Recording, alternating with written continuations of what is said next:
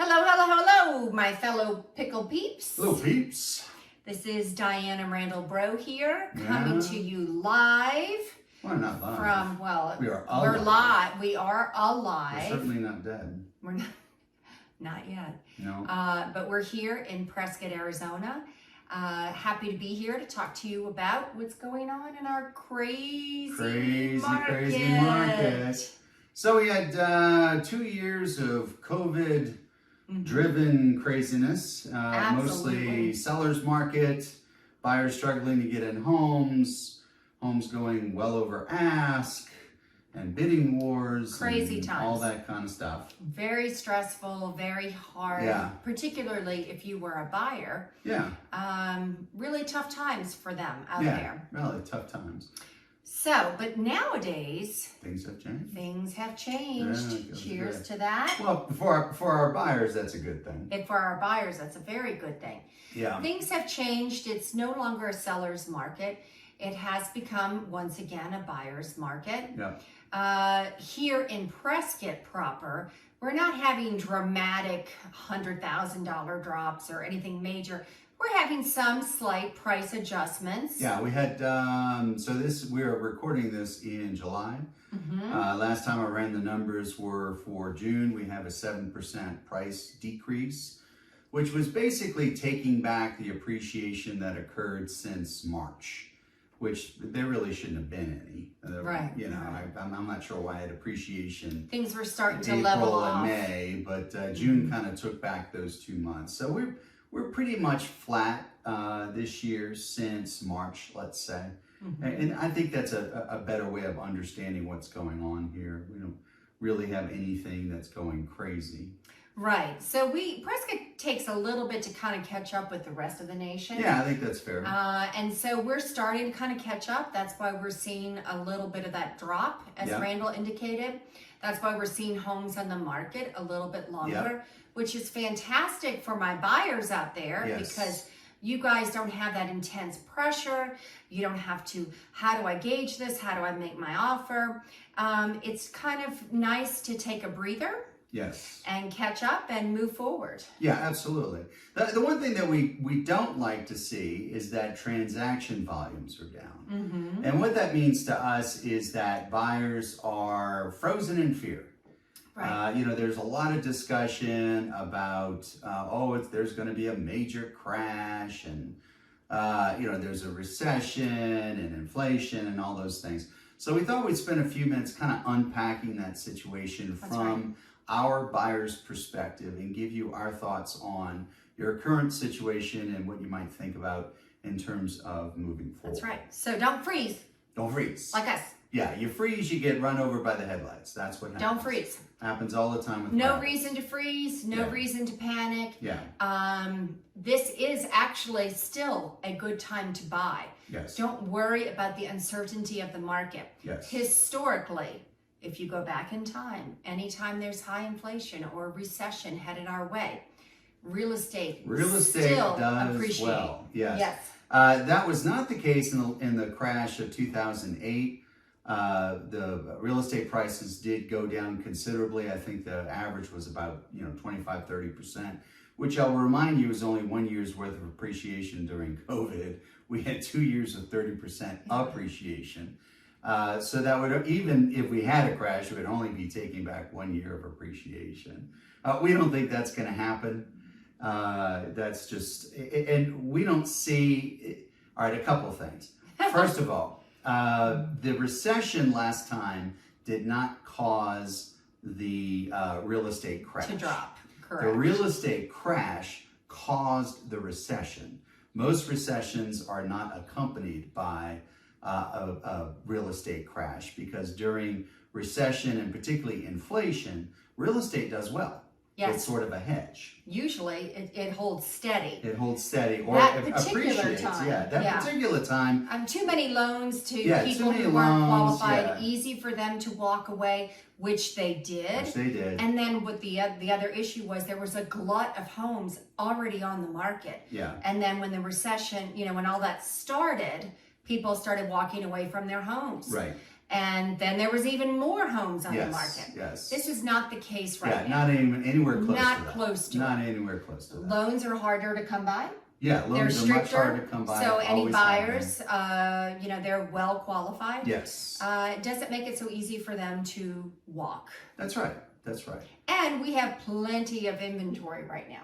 Yes, the inventory is on its way up. It is not as high as it was before COVID, but it's on its way. I think we're in the 600s now. Basically, that's about half of what it used to be before COVID. All right. So we certainly don't have a glut of homes. We do not have a glut of homes. Yeah. We're excited to see it growing a little bit. Yeah. At one point, it was down to 200 homes. Yeah.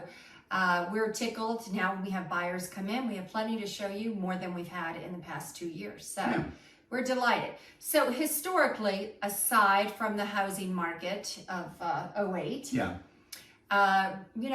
real estate is always a solid investment. Yes. If you wait, let me ride this out 3 or 4 years, you are going to pay more for your home than if you come now. Well, if you are in a situation like most of our buyers, I call it bilateral. What that means is you have a home that you're going to sell and you're going to buy a home here. So, and typically the way that works is you're selling a more expensive home, you're buying a cheaper home here, and you're pocketing the difference, okay? We call that the arbitrage, the Prescott arbitrage. That still works. It really doesn't matter what the market is going to do. As a buyer, you may be thinking, well, I hate to buy now because if prices go down, well, I've overpaid for my house. But if you're also selling a house at the same time, then you're going to get 30%. You just say that it's going to go down 30%, just hypothetically. So I buy a home and it goes down 30%, I lost 30%. Well, what you also lost is the extra 30% you would have had on the house that you're selling. True. And if the house that you're selling is more money, you've lost more money by waiting. Yeah, right. But in general, if you're buying and selling, you don't worry about market timing because you're doing both at the same time. Now, if you're just buying or you're just selling, then you might want to be a little more hesitant about when you move. But if you're buying and selling, if it's a buyer's market, you're going to do well on the sell side. If you're going to do well on the buy side. If it's a sell market, then you do well on the sell side. And the two will wash out. Yep. So I would let your life situation dictate when you need to move. And if we are going into a recession, which some people think we are, move. You need to move. Typically, people are in places like California or Colorado or Washington. They're paying higher taxes. They are paying, but the cost of living is higher, gasoline is higher. That's not going to go away. That's not going to go away. Always better, particularly if you're in retirement, always better to move someplace where living is wonderful and cheaper. That's right. So that's and always a lot of going to be a good move for you. Are concerned about interest rates. Here's the thing. Historically, interest rates are still amazingly low. Yeah, still not bad. I mean, you guys know out there. Yeah, most of our clients are old enough. They remember what high 12%, 14%, 18, some even 18%. Yeah, 18%. I heard. I think it's the record. Not to worry about that. Yeah. And my thing with that is, come buy, and then you can always refinance when the interest rates will drop, which they will. Eventually, you can always change that and refinance. And if you're selling a big home and you're downsizing, you're going to be flush. You're not going to be borrowing much money anyway. No. So interest rates aren't as important to someone in that situation than, say, a first-time home buyer who's struggling to qualify. That's right. So now is the time. Still, regardless of our uncertain times, make your move. Be happy. Don't get hung up. Don't stay where you really feel like you're in a stagnant area. You've just had it and you want to move, but this has thrown a kink in your plans. Don't let it throw a kink in your plans. Don't get out seize there. up. Don't get freeze. Out there. Yeah, don't freeze. Yeah. Don't freeze. Get out there, make it happen. It's still a good time. You will still get appreciation, even if we're headed towards a recession. Yeah.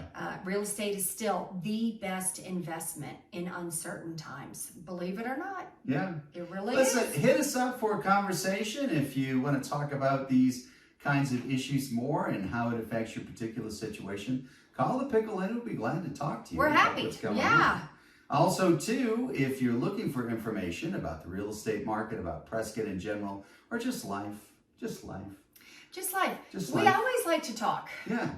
You can also go to pickle411.com, which is our free information center, whether you're a buyer or seller, somewhere in between. Lots of free and wonderful, pernicious information. Maybe not a good word, pernicious. Yeah, abundant. Wow. Abundant. Yeah. Whoa. It'll get you. Lots of vocabulary today. Yeah, I'm trying Good to job. expand. So please don't freeze in fear. Move forward with your life.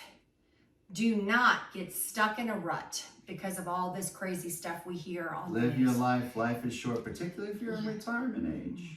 That is so true. Saying. Hey, we don't know what's going to happen tomorrow. Yeah. Get out. Enjoy life. Make That's your it. change. We're here to help you. Diane and Randall Bro. I'm the Pickle Lady. Come on to Prescott. We'd love to see you. Take care. Have a wonderful day. Bye.